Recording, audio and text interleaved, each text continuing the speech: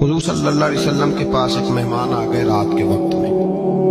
جب وہ آئے تو حضور نے پوچھا کھانا کھانا ہے؟ تم نے کہا کھانا ہے. جھوٹ اور بھوک کو جمع کرنا منع ہے. کہا جی کھانا ہے. تو حضور صلی اللہ علیہ وسلم نے فرمایا ازواج مطہرات کے گھروں میں پتہ کرو کچھ ہے. حضرت ام سلمہ کے گھر میں پتہ کیا تو کہا یا رسول اللہ 4 دن سے روٹی نہیں پکی. حضرت زینب سے پوچھا تو کہا حضور کئی دن سے چولہا ہی نہیں جلایا.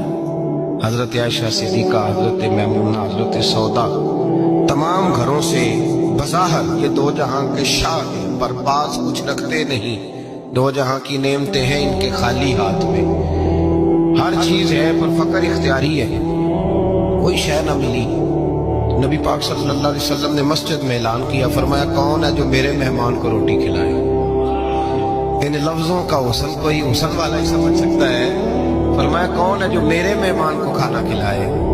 تو ایک صحابی لے گئے اور اٹھے وہ صحابی جو صحابہ میں غریب تھے، ایک انصاری جو غریب آدمی تھے.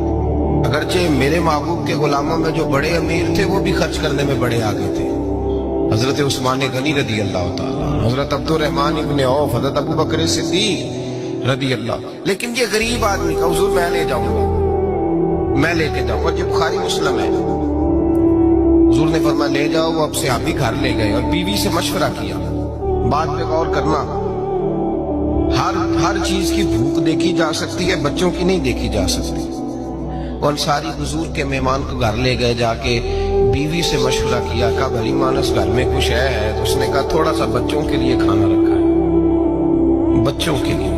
بچے تو بزدل کر دیتے ہیں، بچے تو آدمی کو بزدل کر دیتے ہیں، بچے تو مار دیتے ہیں، کلیجہ پھٹ جاتا ہے بچہ بھوکا ہو، نیند نہیں آتی. اب صحابی اپنی بیوی سے کیا کہتے ہیں؟ کہتے ہیں بچوں کو بہلا کے سلا دے. اور رسول اللہ کے لیے نہیں، رسول اللہ کے مہمان کے لیے. بھائی نبی پاک کے لیے نہیں، حضور کے. تجھ سے در در سے سگ اور سگ سے ہے مجھ کو نسبت. میری گردن میں بھی ہے دور کا پٹکا تیرا، تجھ سے در در سے سگ سگ سے ہے مجھ کو نسبت. لمبی بات ہے. بچوں کو سلا دو.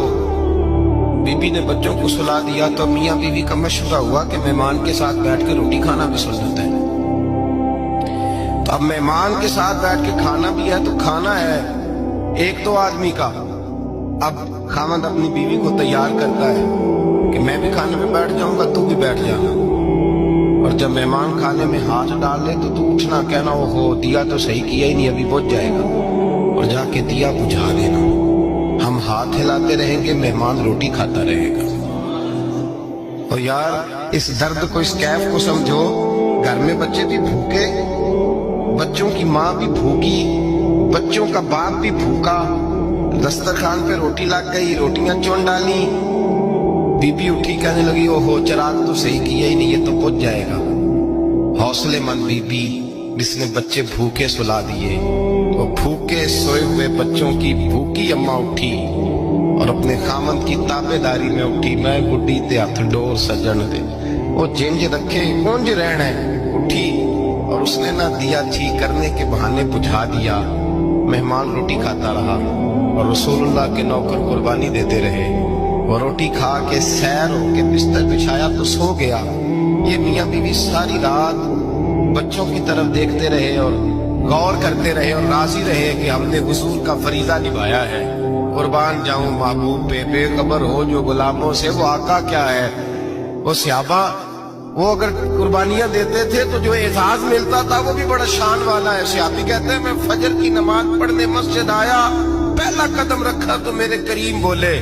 حضور نے فرمایا رات جو تو نے اور تیری بیوی نے عمل کیا ہے خدا کو بھی بڑا پسند آیا ہے، محمد مصطفیٰ کو بھی بڑا پسند ہے. اور پھر ایک لفظ اور ہے حدیث میں، ایک روایت میں کچھ جملے اور بھی ہیں. حضور نے فرمایا جب تو اور تیری بیوی رات مہمان کے ساتھ احسار کر رہے تھے نا تو عرش کا مالک تمہیں مسکرا مسکرا کے دیکھ رہا تھا. رب تمہیں دیکھ کے مسکرا رہا تھا. رب تمہیں دیکھ کے مسکرا. در دامنی پہ شیخ ہماری نہ جائیے، ہم دامن نہ چھوڑ دیں تو فرشتے وضو کریں. پر میں وہ مسکرا رہا تھا کہ میرے بندے میرے رسول کی رضا کے لیے کیا کر رہے ہیں.